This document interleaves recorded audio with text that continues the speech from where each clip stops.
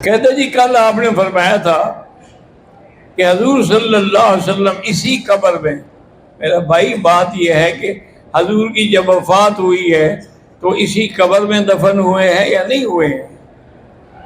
اور ساتھ آپ نے یہ بھی فرمایا تھا کہ میرے اللہ کا یہ فیصلہ ہے کہ جہاں کی مٹی اٹھائی جائے گی وہیں اسی کو دفن کیا جائے گا۔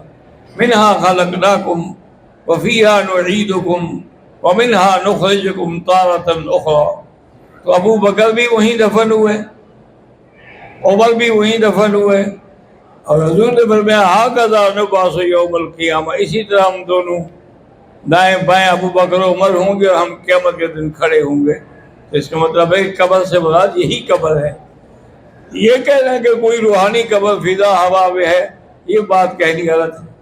اصل قبر جو ہے یہی ہے، ثم اماتہ فاقبرہ، کہ اللہ موت دیتے ہیں پھر اس کے بعد قبر میں بھیجتے ہیں۔ اس لیے آپ حضرات کو اس میں شبہ نہیں کرنا چاہیے۔ باقی یہ بات ہے کہ آدمی کے مرنے کے بعد جو آخرت تک کا زمانہ ہے یہ خود بخود عالم برزخ ہے۔ اس لیے علماء کہتے ہیں کہ برزخی حیات، لیکن علماء دیوبند جو میں نے کل حوالہ دیا تھا کہ دنیاوی حیات سے بھی بہتر ہے، یہ نہیں کہا تھا کہ دنیاوی حیات ہے، تم نہ سمجھو تو میرا کیا قصور ہے، کہ دنیاوی حیات سے بھی زیادہ بہتر ہے، کیونکہ دنیا میں تو اور کام بھی تھے، کھانا پینا، بیوی بچے، جنگ، اس میں جانا۔ اب تو صرف اللہ سے تعلق ہے نا، اس لیے یہ لمحات جو ہیں اس دنیا والی حیات سے زیادہ بہتر ہے۔